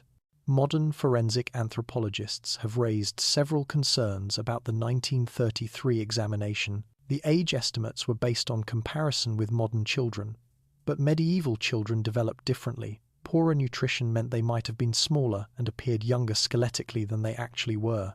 The missing bones made comprehensive analysis difficult, and the examination methods themselves while advanced for 1933, were crude by modern standards. In the decades since 1933, numerous historians, archaeologists, and forensic specialists have called for the bones to be re-examined using modern techniques. Radiocarbon dating could determine the approximate date of death with a range of a few decades, enough to confirm or rule out 1483. DNA analysis could potentially prove familial relationship to known descendants of the royal family. Modern forensic techniques could determine sex with certainty, estimate ages more accurately, and possibly reveal evidence of cause of death that Wright and Tanner missed. But there is a problem. The bones remain in Westminster Abbey in the urn placed there by Charles II. They are treated as royal remains, and royal remains require special permission from the Crown to be disturbed. Since 1933, all requests to re-examine the bones have been denied. The reasons for this refusal are complex. The Church of England, which controls Westminster Abbey, considers the bones to be consecrated royal remains entitled to rest in peace. The royal family has historically been reluctant to authorize disturbance of royal tombs without compelling reason. There are also concerns about the invasive nature of the testing. DNA analysis requires bone samples, which means damaging the remains. Perhaps most significantly, there is the question of what modern testing would actually prove. Even if the bones date to the late 15th century, and even if they are male children of the right approximate ages, how would we know they are the princes specifically? There is no confirmed DNA from Edward IV or his children to compare against. There are no living direct line descendants to test. The most we could prove is that the bones are consistent with being the princes, which is essentially what the 1933 examination already concluded. And what if the bones are not the princes? What if they date to the wrong period, or are the wrong sex, or are only one child instead of two? This would reopen the mystery completely, raising new questions about what happened to the real princes and whose bones are in Westminster Abbey. Some historians and members of the royal family may feel it is better to leave the question settled, even if the settlement is not scientifically rigorous. The refusal to allow modern testing has frustrated many researchers, but it is unlikely to change. The bones will probably remain in their urn, the evidence locked away, the questions unanswered by modern science. We are left with the 1933 examination and the judgment that the bones are consistent with being the princes, a conclusion that satisfies some but leaves room for doubt. Even if we accept that the bones are the princes, they tell us surprisingly little about how the boys died. The absence of trauma evidence rules out violent death by sword or dagger, but is consistent with smothering, poisoning, or simply neglect, being deprived of food and warmth until death came from starvation or disease. Medieval children, even royal children, died easily from causes that would barely threaten a modern child. The princes could have been deliberately murdered, or they could have been simply abandoned to die naturally, giving their killers deniability. The bones cannot tell us who ordered their deaths. They cannot tell us who carried out the deed. They cannot tell us whether it happened quickly or slowly, whether the boys suffered, whether they knew what was happening to them. They are silent witnesses, mute testimony to tragedy, but not to the details we most want to know. And so the bones join the other pieces of evidence in this mystery suggestive, consistent with certain theories, but ultimately inconclusive. They add weight to the probability that the princes died in the Tower in 1483, but they cannot prove it beyond doubt, and they certainly cannot tell us who was responsible. For that, we must turn to the suspects, to the men who had the motive, the means, and the opportunity to murder two young princes. We must examine their characters, their actions, and the cases that can be made for and against their guilt. We must become detectives working a 500-year-old cold case, weighing evidence, considering possibilities, trying to determine who killed the princes in the Tower, if indeed they were killed at all. Part 6. The Suspects. Richard III. The traditional suspect, the man most historians believe ordered the prince's murders, is their uncle Richard III. The case against Richard is largely circumstantial but substantial. He had the clearest motive. The princes, even if legally declared illegitimate, remained potential threats to his rule. He had the means as king. He controlled the tower and everyone in it. He had the opportunity. The princes disappeared while under his control during his reign.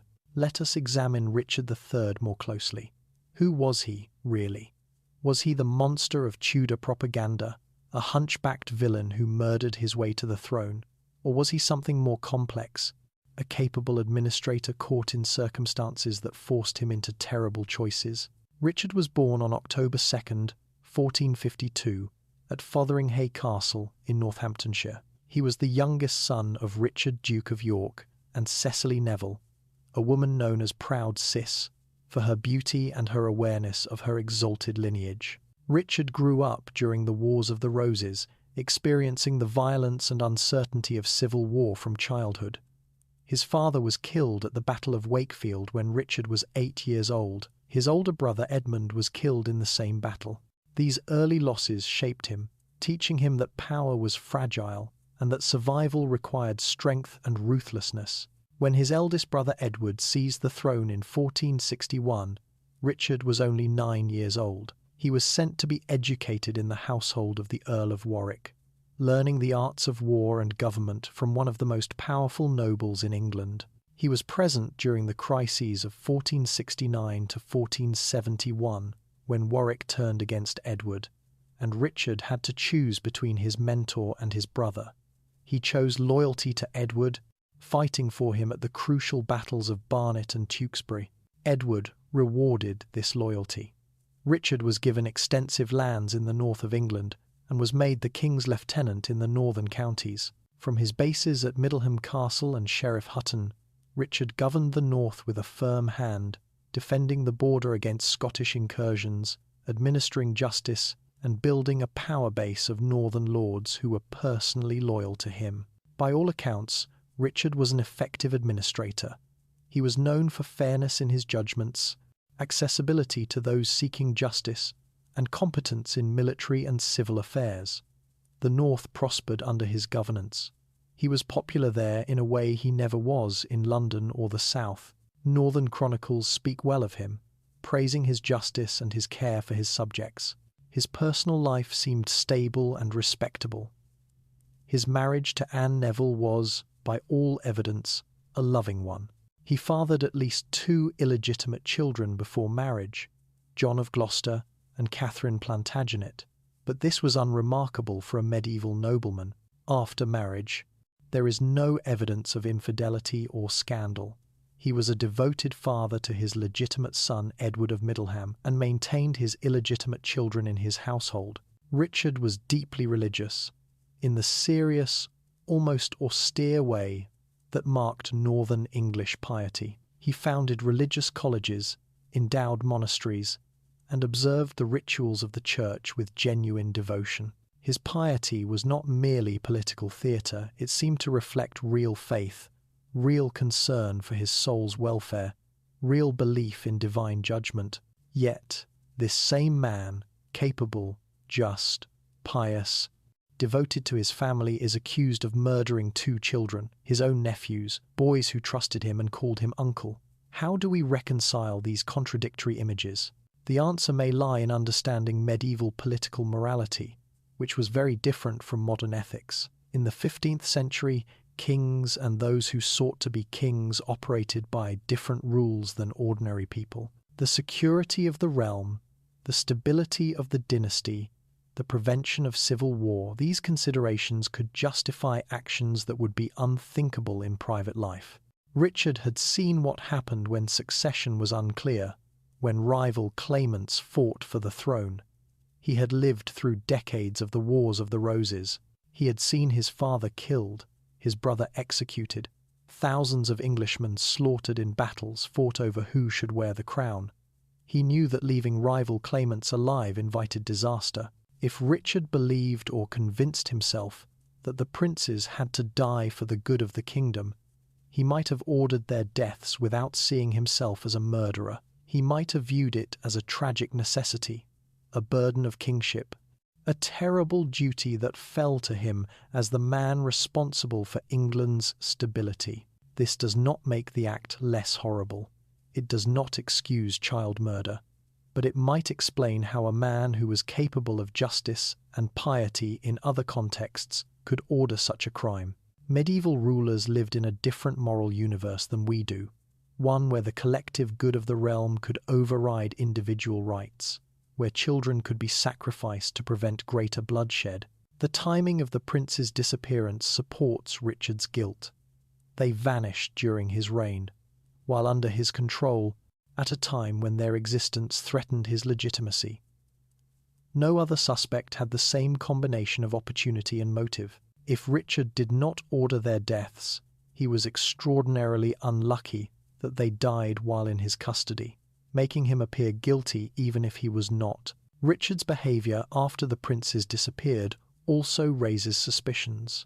He never produced them, never showed them to the public, never explained what had happened to them. When rumours of their deaths began circulating and rebellions broke out in the autumn of 1483 explicitly aimed at rescuing the princes or avenging their deaths, Richard did nothing to disprove these rumours by displaying the boys alive. This silence is damning. If the princes were alive, Richard's obvious move would have been to produce them, to show they were well, to disprove the rumours that were undermining his rule. His failure to do so strongly suggests he could not produce them because they were dead. Against this, Richard's defenders make several arguments.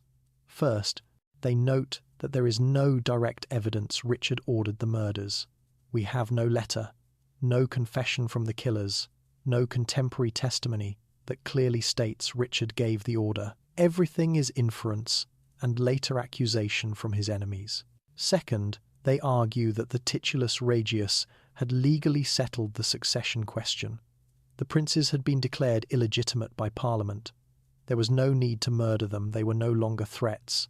Keeping them alive but imprisoned would have been sufficient to neutralise them politically. Third, they point out that Richard faced many other pressing problems in 1483 and 1484. He was establishing a new government, defending against Scottish raids, dealing with plots and rebellions. Would he have risked the moral stain of child murder when he had so many other concerns? Fourth, they note that Richard was not stupid. He must have known that murdering the princes would damage his reputation, would give his enemies a powerful propaganda weapon, would raise questions about his legitimacy that would haunt his reign. Why would he do something so politically damaging? These are reasonable objections, but they have responses. The titulus regius was a legal document, but politics is not simply about legal documents. Many people did not accept the prince's bastardy, saw it as a convenient fiction. As long as the boys lived, they could be used as figureheads for rebellions, their true legitimacy asserted by those who rejected Richard's claim. As for Richard not being stupid, perhaps he calculated that the risk of leaving them alive was greater than the risk of the moral stain from their deaths. Perhaps he believed that once they were dead, the matter would be closed, that people would accept the fait accompli. He could not have anticipated that, 5 centuries later, historians would still be arguing about his guilt. The strongest evidence against Richard is simply this: the princes disappeared while in his custody, during his reign, when their existence threatened his throne. In criminal investigations, we look at means, motive, and opportunity. Richard had all three. Absent evidence of some other perpetrator, he remains the most likely suspect. But most likely is not certain. Other suspects exist. Other theories have been proposed. We must examine them all before we can reach any conclusion about who killed the princes in the tower, if indeed they were killed. Henry VII. A less obvious but intriguing suspect is Henry Tudor, who defeated Richard at the Battle of Bosworth Field in 1485 and became King Henry VII. Henry's claim to the throne was weak. He was descended from the House of Lancaster through his mother, but the line of descent included a period of illegitimacy that had been legitimised by Parliament, but with an explicit exclusion from the throne. His real claim came from conquest, from winning the throne in battle. To strengthen his position, Henry married Elizabeth of York, the prince's eldest sister, in January of 1486. This marriage united the houses of York and Lancaster, symbolically ending the Wars of the Roses. But Elizabeth's claim to represent the Yorkist line depended on her brothers being dead. If the princes were alive, they would have had a better claim than Elizabeth. Their existence would have undermined Henry's legitimacy. Could Henry have arranged the princes' deaths? The theory goes like this. Perhaps the princes were still alive when Richard was killed at Bosworth. Perhaps they were held in the Tower, forgotten or ignored during the chaos of the battle and its aftermath. When Henry took control of London and the Tower, he discovered them alive. Faced with the choice of releasing them, which would create powerful rival claimants to his newly won throne, or eliminating them, he chose murder. This theory has several things to recommend it. Henry certainly had a motive once he became king. He controlled the Tower after Bosworth and could have had the princes killed at any time. The fact that he never mentioned them, never explained what happened to them, never produced their bodies, is suspicious. If they had been dead since 1483, why not announce this, blame Richard, and use their deaths as propaganda against the defeated king? Henry's treatment of other potential claimants also suggests he was ruthless about eliminating rival claims. Edward, Earl of Warwick, a nephew of Edward IV and Richard III, was imprisoned in the Tower throughout Henry's reign and was eventually executed on dubious treason charges in 1499. Lambert Simnel and Perkin Warbeck, pretenders who claimed to be Yorkist princes, were captured and one was executed. Henry clearly saw Yorkist claimants as threats and was willing to kill to eliminate them. However, the theory that Henry killed the princes has serious problems. The most significant is timing. If the princes were still alive in August 1485 when Henry won the throne, why did no one mention this? Why did the rumours of their deaths, which were widespread by 1484, prove accurate if they were actually alive? Moreover, if Henry had killed the princes after Bosworth, his enemies would certainly have used this against him. Richard III's supporters, the Yorkist remnant who continued to oppose Henry, would have shouted from the rooftops that Henry had murdered the legitimate heirs. Yet they did not. Instead, they accepted that the princes were already dead and supported other claimants. There is also the testimony of Sir James Tyrrell, who allegedly confessed to murdering the princes on Richard's orders. This confession occurred in 1502, during Henry's reign. If Henry had killed the princes, why would he publicise a confession that blamed Richard? It would have made more sense to keep the whole matter quiet. The most likely explanation is that Henry knew the princes were already dead when he took the throne. He may have discovered their burial place, or he may have heard testimony from those who knew what happened. He chose not to make a public issue of it, perhaps because he felt that reopening the question of what happened to the princes would only stir up controversy and remind people of the Yorkist claim. Better to let sleeping bodies lie, to allow the matter to fade into uncertain history. Henry, as the killer, cannot be entirely ruled out, but the evidence against him is weak compared to the evidence against Richard. Henry had motive, but he also had good reason to leave the matter alone once the princes were already dead. He benefited from their deaths, but benefit is not the same as causation. Henry Stafford, Duke of Buckingham. A third suspect who has attracted attention is Henry Stafford, Duke of Buckingham, one of the most powerful noblemen in England in 1483. Buckingham's role in the events of that year was crucial, and his subsequent rebellion against Richard has led some historians to wonder whether he might have acted independently to murder the princes. Buckingham came from one of England's most illustrious noble families. He was descended from Edward III through two separate lines, giving him distant but legitimate royal blood. He was immensely wealthy, controlling vast estates in Wales and the Welsh Marches. He was also, importantly, married to Catherine Woodville, sister of Queen Elizabeth Woodville, making him the prince's uncle by marriage. When Edward IV died, Buckingham immediately allied himself with Richard of Gloucester. He supported Richard's seizure of the princes, the arrest of the Woodville relatives, and the subsequent declaration that the princes were illegitimate. Buckingham was richly rewarded for this support. Richard gave him extensive additional lands and powers, making him in effect the ruler of Wales and the Marches. But in October of 1483, just 3 months after Richard's coronation, Buckingham rebelled. He raised troops in Wales and marched toward London, apparently intending to overthrow Richard. The rebellion was poorly planned and badly executed. Autumn rains made the roads impassable. Buckingham's troops deserted, and Richard's forces easily suppressed the uprising. Buckingham was captured, tried for treason, and executed in November 1483. Why did Buckingham rebel? This is one of the mysteries of 1483. He had been Richard's strongest supporter. He had been generously rewarded. What made him turn against the king so quickly and so completely? One theory is that Buckingham himself murdered the princes, either on Richard's orders or independently, and then felt remorse or fear about what he had done. Perhaps he believed Richard would blame him for the murders and feared for his own safety. Or perhaps his conscience troubled him and he rebelled in an attempt to atone for child murder. Another theory is that Buckingham had always intended to use Richard as a stepping stone to seize the throne himself. Buckingham had royal blood, albeit from a distant line. Once Richard was king and the princes were eliminated, perhaps Buckingham calculated that he could present himself as the rightful heir. Claiming his descent from Edward III gave him a better claim than Richard. A third theory is that Buckingham did not know the princes were dead until after Richard's coronation, and when he learned of it, he was horrified and decided to rebel, to avenge them, or to support Henry Tudor, who was by then emerging as Richard's primary rival. The evidence for Buckingham as the killer is thin.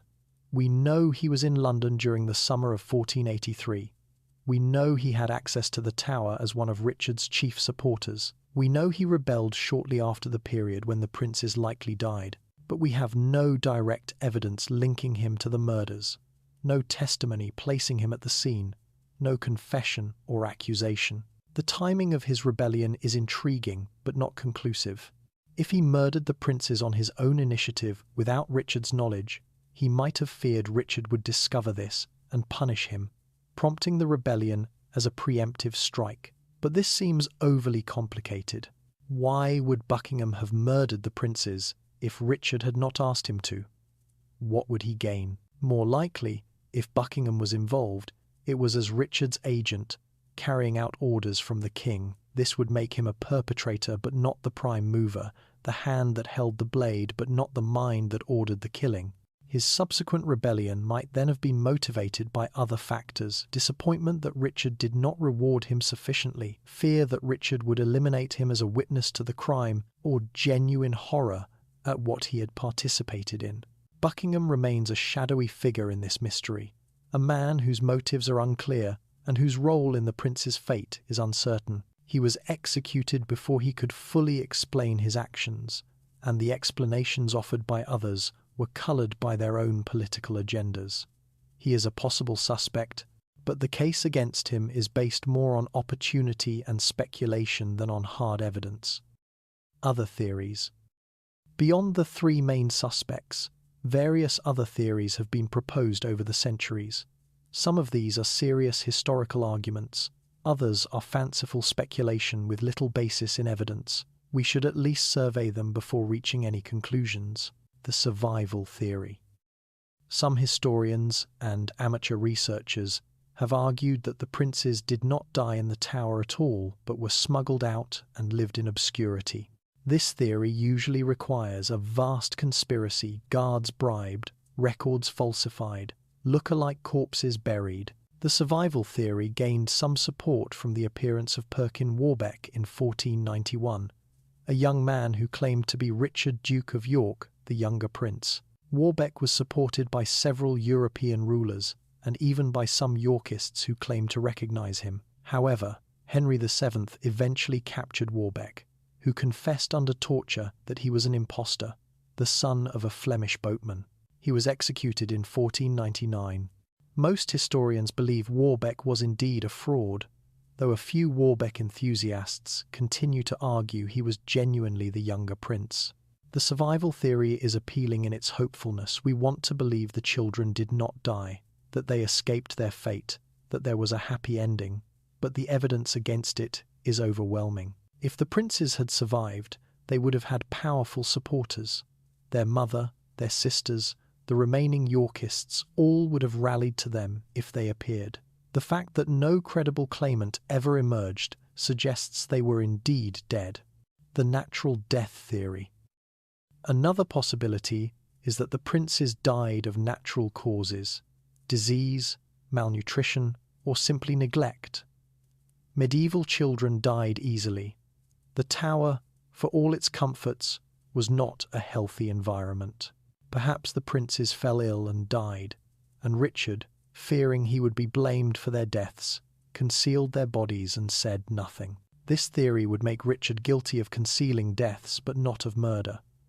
It would explain his silence. He could not produce the bodies without raising questions about why they had not been properly cared for. But it does not explain the rumours of murder that spread so quickly. If the princes had simply died of illness, why did people immediately assume they had been killed? The brothers-in-law theory. A few researchers have suggested that Elizabeth Woodville's relatives, her brothers or her sons from her first marriage, might have been responsible. This theory requires believing that the Woodvilles, despite being enemies of Richard and despite being largely excluded from power after his coup, somehow managed to access the tower and murder the princes too. What? Prevent Richard from using them? Frame Richard for murder? The theory makes little sense, given that the Woodvilles had no access to the tower and no apparent motive for killing their own nephews. The accident theory. Some have proposed that the princes might have died accidentally, perhaps falling from a window while playing, or drowning in a bath, or suffering some other mishap. Richard, fearing blame, concealed the deaths. This is possible but unlikely. If an accident had occurred, Richard could have announced it publicly, held an inquest, and cleared himself of responsibility. Concealing an accidental death makes no sense unless Richard feared rightly that no one would believe it was an accident. These alternative theories share a common flaw. They require more complex, less plausible explanations than the straightforward theory that Richard ordered the princes murdered. In historical investigation, as in criminal investigation, the simplest explanation that fits the facts is usually the correct one. The princes were threats to Richard's throne. They disappeared while in his custody. The most likely explanation is that he had them killed. Part 7. The evidence evaluated. After examining the suspects and the theories, we must now evaluate all the evidence together, weighing what we know against what we can reasonably infer. This is not a criminal trial where guilt must be proven beyond reasonable doubt. This is historical investigation, where we seek the most probable explanation given the available evidence, while acknowledging that certainty may be impossible. What we know with certainty. The princes were taken to the Tower in May and June of 1483, ostensibly to prepare for Edward V's coronation. They were seen there by various observers through June and possibly into July. Richard of Gloucester declared them illegitimate and seized the throne for himself in late June, becoming Richard III. By autumn of 1483, rumours of the princes' deaths were widespread enough that rebellions broke out with the stated aim of avenging them or rescuing them. The princes were never seen again after the summer of 1483. No one from Richard's government ever explained what happened to them. Skeletons of 2 children were discovered in the Tower in 1674, buried in circumstances consistent with secret disposal of bodies. What we can reasonably infer. The princes almost certainly died in the late summer or early autumn of 1483. The alternative that they remained alive but hidden for years would require a conspiracy so vast and so perfectly maintained that it strains credibility. Their deaths were probably not natural. If they had died of disease, Richard could and should have announced this publicly, displayed their bodies, and held proper funerals. His failure to do so suggests their deaths were not something he wanted known. The princes were probably murdered. The circumstances of their disappearance, the rumours that immediately spread, the fact that their bodies were apparently buried secretly, all of this points to murder rather than accident or natural causes. What we cannot know with certainty: exactly when they died. The last reliable sighting was in early to mid-July, but they might have lived weeks or even months longer in complete isolation. Exactly how they were killed. Thomas More's story of smothering is plausible, but comes from an unreliable source decades after the fact. They could have been strangled, poisoned, or killed by some other method that left no trace on their bones. Who physically carried out the killings? More names: James Tyrrell, Miles Forrest, and John Dighton. But these men were identified 20 years after the fact based on confessions extracted under torture. The story may be true, or it may be Tudor propaganda. Who ordered the deaths? This is the central question of the mystery. Based on all the evidence, the most probable answer is Richard III. He had the strongest motive. The princes threatened his legitimacy. He had absolute control over the tower and everyone in it. The princes disappeared during his reign, while in his custody. His failure to produce them alive when rumours of their deaths spread is itself powerful evidence of guilt. No other suspect had the same combination of motive, means, and opportunity. Could Buckingham have been involved? Possibly as Richard's agent, carrying out orders. Could the princes have died by other means? Possibly, but the evidence points toward deliberate murder. Could someone else have killed them? Theoretically, yes, but no alternative theory explains the facts, as well as Richard's guilt. This conclusion troubles some people, particularly members of the Richard III Society and others who have worked to rehabilitate Richard's reputation. They point to his positive qualities, his administrative competence, his piety, his care for the north of England, the affection his supporters felt for him. They argue that the case against him is based largely on Tudor propaganda, designed to justify Henry VII's seizure of the throne. These objections deserve consideration. Richard was not the monster of Tudor propaganda. He was a complex figure capable of good governance and genuine piety. The discovery of his remains in 2012 humanized him. The skeleton, with its curved spine, belonged to a real person who suffered physical pain, who was not the cartoon villain of Shakespeare's play. But acknowledging Richard's complexity does not require us to exonerate him of the prince's murders. Medieval rulers operated by different moral standards than we do. A man could be a competent administrator and a devout Christian and still order children killed if he believed it was politically necessary. These qualities are not mutually exclusive. The evidence, evaluated as objectively as possible, points to Richard's guilt. This does not mean he was evil incarnate. It means he was a 15th century king who made a terrible choice, eliminating potential rivals in a way that was brutal but not, by medieval standards, unprecedented. Many kings before and after Richard eliminated threats to their thrones. Richard's crime was that his victims were children, his own nephews, and that their deaths served no purpose beyond securing his own power. Part 8. The Aftermath.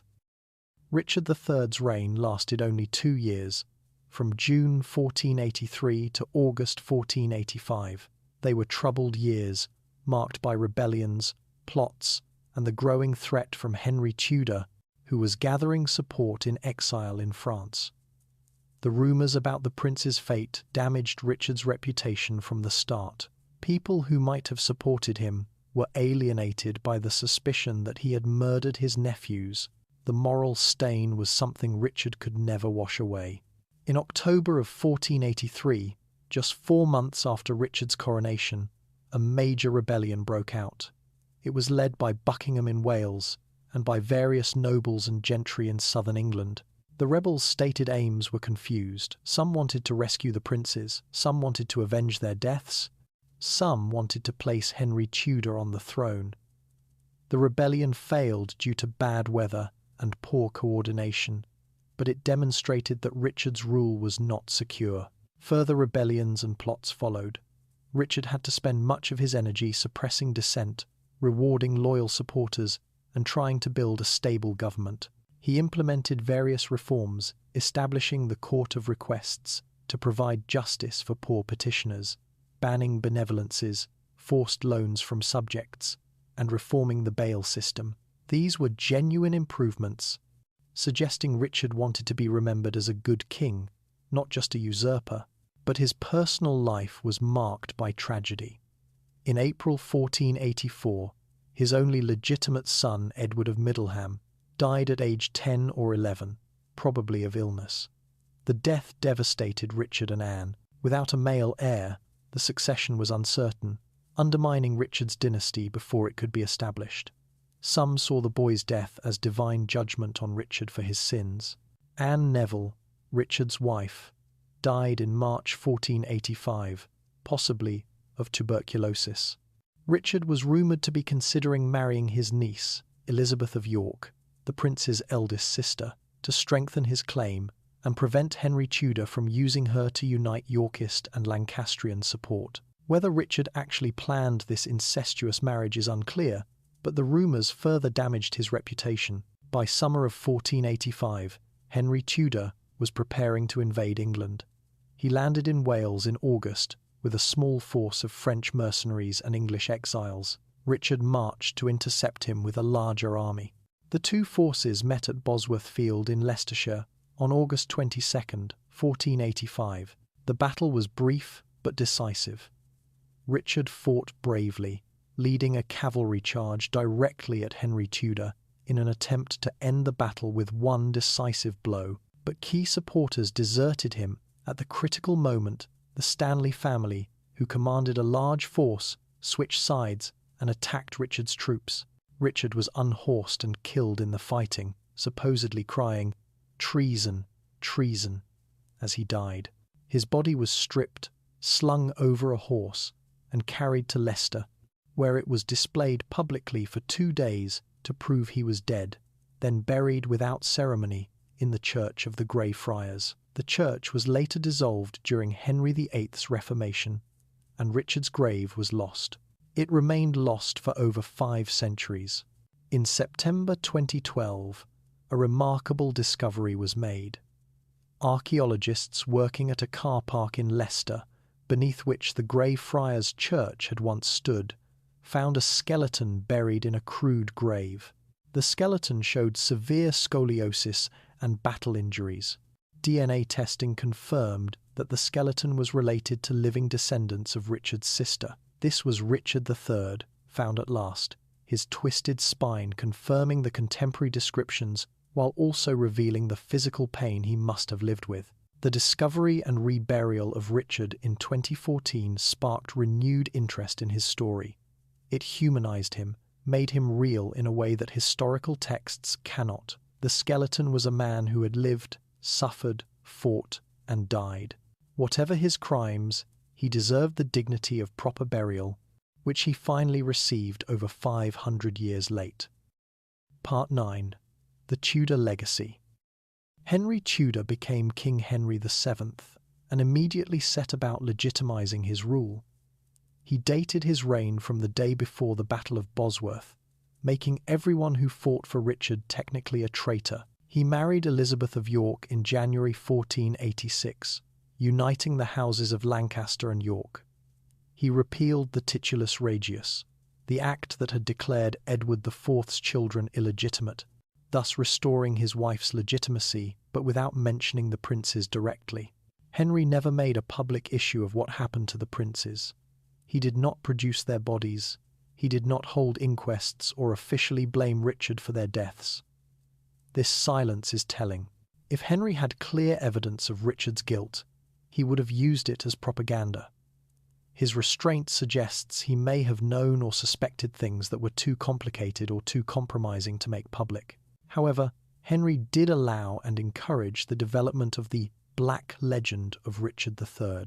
Chroniclers and historians writing during Henry's reign portrayed Richard as a monster, physically deformed, morally twisted, a murderer who killed his way to the throne. The most influential of these accounts was Sir Thomas More's History of King Richard III, written in the early 1500s. More's history is brilliantly written but unreliable as factual history. It is a literary work, a cautionary tale about the corruption of power, written in the humanist tradition of the early Renaissance. More portrays Richard as a Machiavellian villain, calculating and cruel, who murdered his brother Clarence, his wife Anne, his nephews, and anyone else who stood in his way. The physical deformities More describes: the withered arm, the hunched back, are exaggerated beyond what the actual skeleton shows. More's history was the source for later accounts, including the one that would fix Richard's image in the popular imagination for centuries. William Shakespeare's play Richard III, written around 1592. Shakespeare's Richard is one of literature's great villains, witty, charismatic, utterly evil. The famous opening lines capture his character. "Now is the winter of our discontent, made glorious summer by this son of York, and all the clouds that lowered upon our house, in the deep bosom of the ocean buried. But I, that am not shaped for sportive tricks, I, that am curtailed of this fair proportion, cheated of feature by dissembling nature, deformed, unfinished, sent before my time, into this breathing world, scarce half made up, I am determined to prove a villain." Shakespeare's Richard revels in his evil, boasting of his crimes, seducing women whose relatives he has murdered, gloating over his victims. It is magnificent theatre, but terrible history. Yet for centuries, this was the Richard that most people knew, the hunchbacked villain who murdered the little princes. The Tudor dynasty that Henry founded lasted until 1603. During this time, the official history of the princes in the Tower became fixed. Richard murdered them. Everyone knew it, and it was one of the crimes that justified Henry's seizure of the throne. Any questioning of this narrative was dangerous, potentially treasonous, since it might imply that Henry's claim was weak. Even after the Tudor dynasty ended, the negative image of Richard persisted. He became the archetype of the wicked uncle, the murderer of innocents, a cautionary tale told to children about the dangers of ambition and the corruption of power. The princes themselves became symbols of innocence destroyed, martyrs to political ambition, children whose only crime was being born into royalty. Part 10. Modern Reassessment. The 20th century saw the beginning of Richard's rehabilitation, at least among some historians and enthusiasts. The Richard III Society, founded in 1924, dedicated itself to researching Richard's life and reign and challenging what they saw as Tudor propaganda. Society members and sympathetic historians made several important points. Richard's reign, though brief, showed evidence of competent government and genuine attempts at reform. His reputation for justice in the north of England was well documented and seemed genuine. The titulus regius, while convenient for Richard, may have had some basis in fact. Edward IV's secret marriage and his reputation for womanizing make a pre-contract plausible if not proven. Richard's seizure of the throne, while ruthless, followed a logic of medieval succession where legitimacy mattered and bastards could not inherit. Regarding the princes specifically, defenders argue that Richard had no need to murder them once they had been declared illegitimate. That he faced rebellions anyway suggests people did not believe they were dead, which would not make sense if Richard had openly murdered them. That their mother, Elizabeth Woodville, eventually reconciled with Richard and came out of sanctuary in March 1484 suggests she may have believed her sons were still alive, or at least that she did not believe Richard had murdered them. These arguments have merit, but do not ultimately exonerate Richard. The titulus regius was a legal document, but many people did not accept its validity. Illegitimate princes were still potential threats, as English history would demonstrate repeatedly.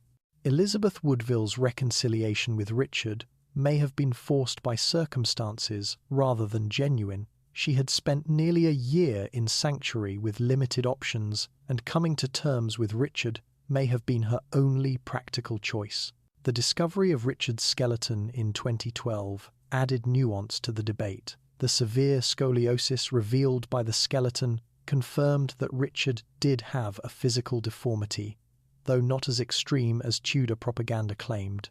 He would have had one shoulder higher than the other, and possibly some curvature visible in his posture, but he was not the monstrous hunchback of legend. The battle injuries on the skeleton, including a massive blow to the back of the skull, proved that Richard died fighting, not fleeing, showing physical courage whatever his moral failings. Modern historians attempting to assess Richard objectively face the challenge that almost all contemporary and near-contemporary sources are biased.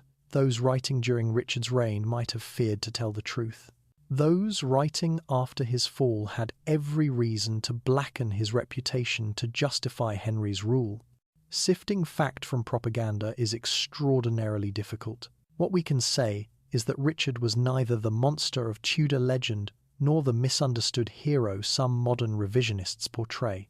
He was a capable medieval ruler who seized power in a coup, eliminated rivals, including his nephews, ruled with a mixture of competence and brutality, and was eventually defeated and killed by another claimant. By the standards of his time, his actions were ruthless but not unprecedented. By modern moral standards, he was a child murderer, however we might understand his political motivations. Part 11. The Princes Remembered. The two boys who disappeared in the Tower of London in 1483 deserve to be remembered as more than victims, more than pawns in adult games of power. They were real children with personalities, interests, and the potential for full lives that were stolen from them. Edward V would have turned 13 in November 1483 had he lived. He was serious, dutiful, educated to be a king. We can imagine the man he might have become, perhaps a scholarly king, devoted to justice and learning, or perhaps a warrior king like his father. We will never know. His reign, which should have begun in April 1483 with his father's death, lasted only 77 days, and he was never crowned. He is one of the shortest reigning monarchs in English history, a boy king who never had the chance to become a man king. Richard, Duke of York, would have turned 10 in August 1483. He was livelier than his serious older brother, charming and quick-witted. He might have been his brother's chief supporter and advisor, a loyal brother standing beside his king. Or he might have become a problem. Medieval history is full of ambitious younger brothers who rebelled against their royal siblings. We will never know what kind of man Richard would have become because he never had the chance to grow up. They are buried together, if the bones in Westminster Abbey are indeed theirs, united in death as they were in life. The urn that holds their remains bears an inscription composed by King Charles II in 1678, which reads in translation, "Here lie the remains of Edward V, King of England, and Richard, Duke of York. These brothers, confined in the Tower of London, and there suffocated with pillows, were secretly and meanly buried by order of their perfidious uncle Richard the usurper. Their bones, long inquired after and wished for, after above 190 years were found interred deep under the rubble of the stairs, leading up to the chapel of the White Tower on the 17th of July in the year of our Lord 1674. Charles II, a most merciful prince, having compassion upon their hard fortune, performed the funeral rites of these unhappy princes among the tombs of their ancestors, AD 1678, in the 30th year of his reign. The inscription reflects the certainty of its age. Charles II and his advisers had no doubt these were the princes, no doubt they had been murdered by Richard. Modern scholars are more cautious, but the inscription captures something important. The sense that these children deserved better, that their deaths were a tragedy that resonated across centuries, that they should be honoured rather than forgotten. Their mother, Elizabeth Woodville, outlived them by nearly 9 years if they died in 1483. She came out of sanctuary in March 1484 and lived quietly under Richard's reign, then survived to see her daughter Elizabeth become Henry VII's queen. But she was deprived of her lands and wealth in 1487 and retired to Bermondsey Abbey, where she died in 1492. Some historians suggest she was punished for supporting rebellions against Henry. Others believe she simply chose religious retirement after a life of turmoil. She never publicly spoke about what happened to her sons, never accused anyone, never demanded justice. Perhaps she knew the truth and feared to speak it. Perhaps she never knew for certain what happened and lived with terrible uncertainty. She was buried in St. George's Chapel at Windsor Castle beside her husband Edward IV, but not with the ceremony due a queen. Their sisters all survived to adulthood. Elizabeth of York married Henry VII and became queen, giving birth to the Tudor dynasty, including the future Henry VIII. Cecily married and lived a relatively quiet life. Anne married into the Howard family. Catherine and Bridget both became nuns.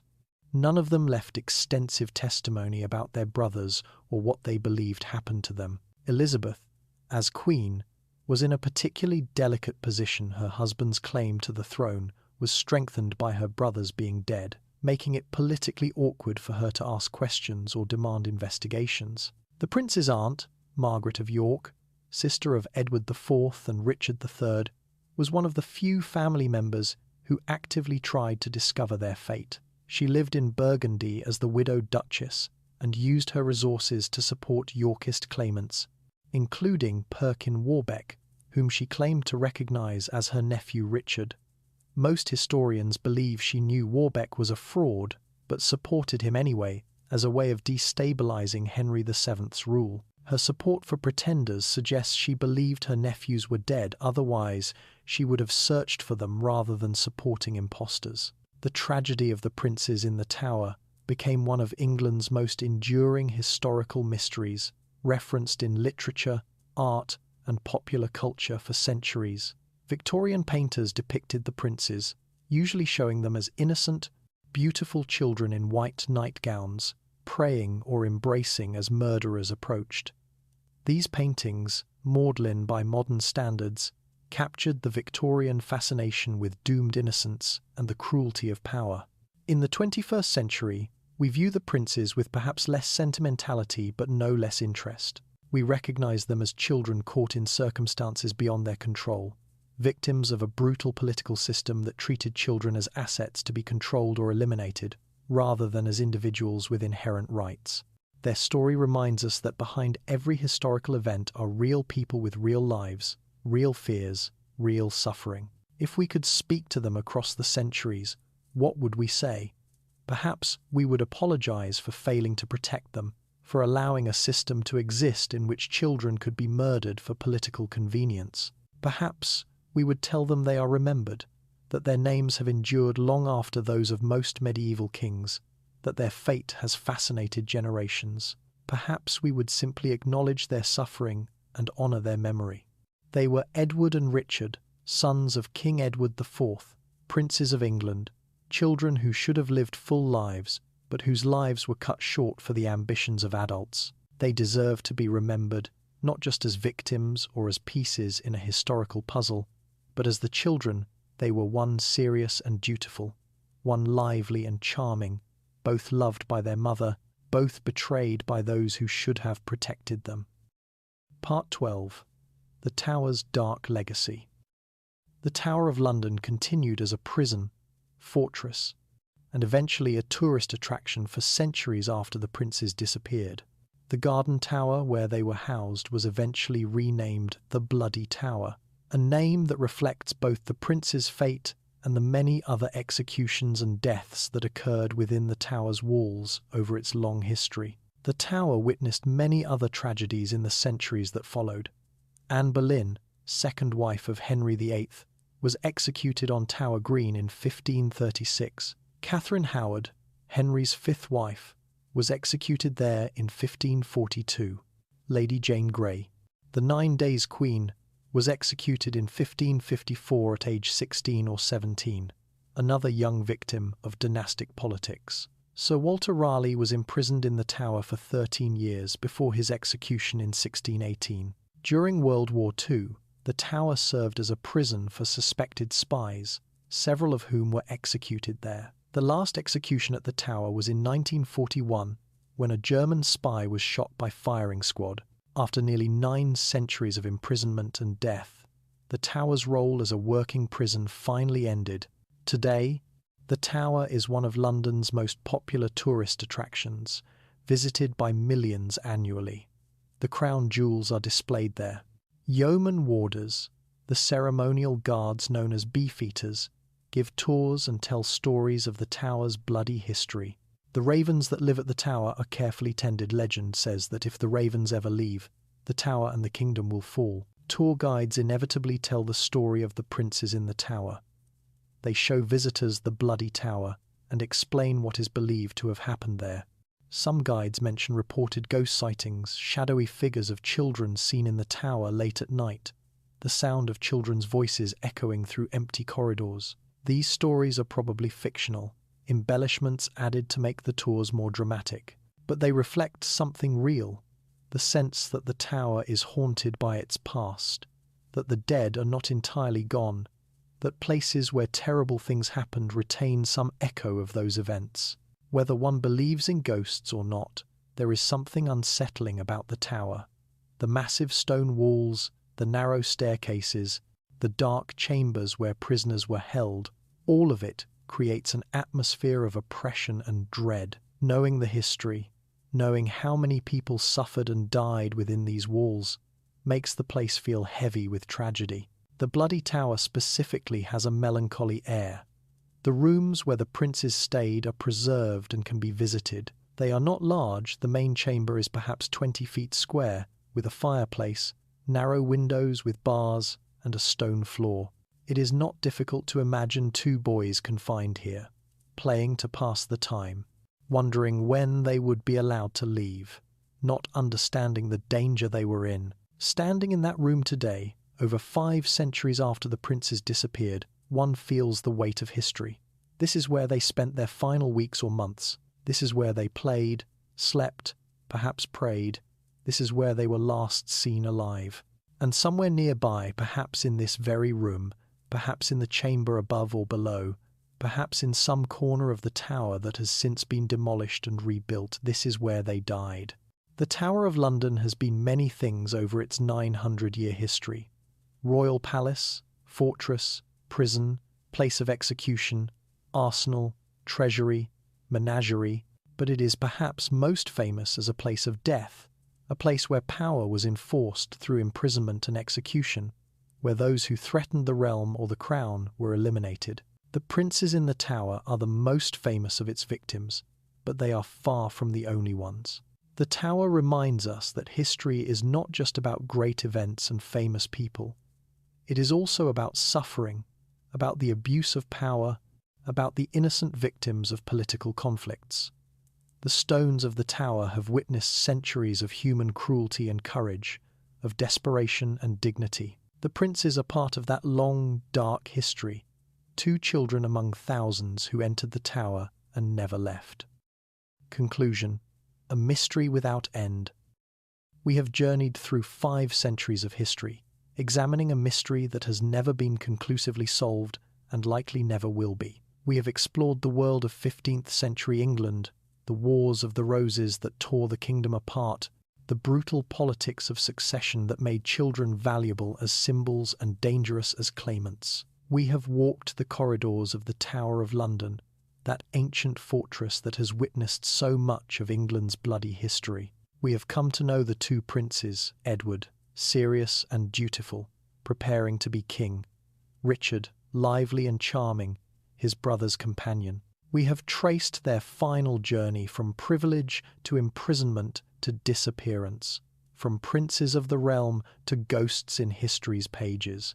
We have examined the suspects: Richard III, who had the most to gain from their deaths and who controlled their fate; Henry VII, who benefited from their absence but probably found them already dead; the Duke of Buckingham, whose rebellion and execution hint at secrets we will never fully know. We have weighed the evidence, the contemporary accounts, fragmentary and biased.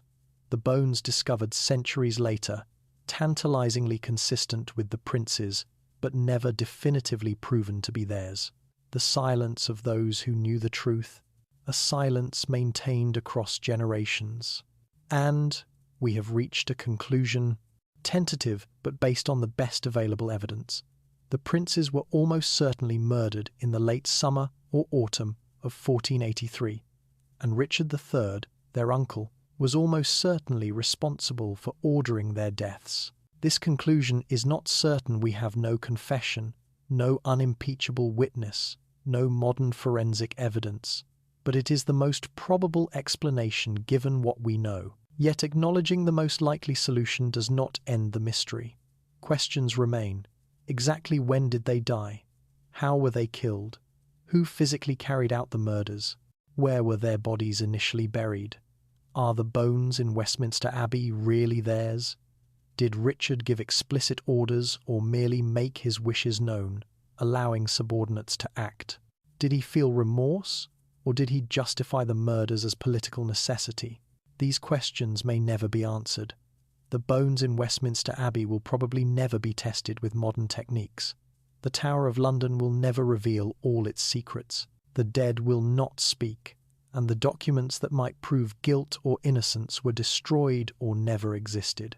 Perhaps this uncertainty is fitting. History is not a puzzle where all the pieces eventually fit together to reveal a complete picture. History is fragments, glimpses, interpretations built on incomplete evidence. We do our best to understand what happened, why it happened, what it meant, but we must also accept that some things remain unknowable, that some mysteries endure not because we lack intelligence or effort, but because the evidence simply does not exist to resolve them. The mystery of the princes in the tower endures because it touches something fundamental in human nature. We want to protect children. We want justice for the innocent. We want to believe that evil actions will be exposed and punished. The prince's story denies us all these comforts. They were not protected. They received no justice. Their deaths served political purposes and were never properly acknowledged or avenged. This is deeply unsatisfying, profoundly troubling. Yet there is something else in the story too. The recognition that these children, despite living 5 centuries ago, despite being princes in a world utterly different from ours, were fundamentally like children today. They played. They loved their mother. They trusted the adults who were supposed to protect them. They could not imagine the terrible fate that awaited them. In this, they are universal, timeless, human. When we remember the princes in the tower, we remember not just a historical mystery, but a human tragedy. We remember that behind the political calculations and dynastic struggles were 2 real boys whose lives mattered, whose deaths were terrible losses, whose suffering deserves acknowledgement even if justice is impossible. The Tower of London still stands on the north bank of the Thames, its ancient stones weathered by centuries of rain and wind. Inside its walls, in Henry VII's chapel at Westminster Abbey, the marble urn still holds the bones of 2 children. Whether they are truly the princes, we cannot know with absolute certainty. But they represent the princes. They honour their memory. They acknowledge that these children existed, mattered, and deserve to be remembered. In St. George's Chapel at Windsor Castle, there is a memorial to Edward IV. Elizabeth Woodville lies beside him, reunited in death with the husband she lost too soon. But their sons are not there. Edward V and Richard, Duke of York, lie in Westminster, separated from their parents, buried as murdered children, rather than as the princes they should have been allowed to become. This separation, this final indignity, is perhaps the last chapter in their tragedy. Even in death, they could not rest with their family. Even in burial, they were defined by their murder rather than their lives. They are remembered not for who they were or who they might have become, but for how they disappeared, for the mystery that surrounds their fate. Yet they are remembered. 542 years after they vanished from the tower, we still tell their story. We still wonder what happened to them. We still feel sorrow for their fate. In this, they have achieved a kind of immortality that most medieval princes never attained. Kings come and go, dynasties rise and fall, but Edward and Richard, the princes in the Tower, remain eternal in our historical consciousness. Their story is a reminder of the fragility of life, the cruelty of power, and the vulnerability of innocence. It is a reminder that history is written in human suffering as well as in great deeds, that behind every political crisis are real people with real lives. It is a reminder that some wrongs cannot be righted, some mysteries cannot be solved, some losses cannot be recovered. The princes entered the Tower of London in the summer of 1483, two boys who should have had long lives ahead of them. They never came out. The Tower kept its secret, and 5 centuries later, despite all our investigations and theories and examinations of bones, the secret remains only partially revealed. Perhaps this is how it should be. Perhaps the mystery endures not to frustrate us, but to ensure we never forget them, never dismiss them as mere footnotes in history, never reduce them to abstractions. The mystery keeps them alive in our minds, keeps us asking questions, keeps us remembering that they were real, they mattered, and their fate should trouble us still. The Tower of London stands silent, its walls offering no answers. The bones in Westminster Abbey rest quiet, neither confirming nor denying the theories built around them. And the two princes, Edward and Richard, remain forever young, forever innocent, forever vanished into the darkness of history, leaving behind only whispers in the walls of the tower and questions that will never be fully answered. Thank you for joining me on this journey into one of history's greatest mysteries. I hope this exploration of medieval politics, the Tower of London, and the tragic fate of two young princes has brought both understanding and contemplation to your evening. The story of the princes in the Tower reminds us that history is not just dates and battles and dynasties. It is human stories, human choices, human suffering. Behind the grand narratives of kings and kingdoms are individual lives, each precious, each valuable, each deserving to be remembered. Until our next journey into the past, I wish you a calm and peaceful night.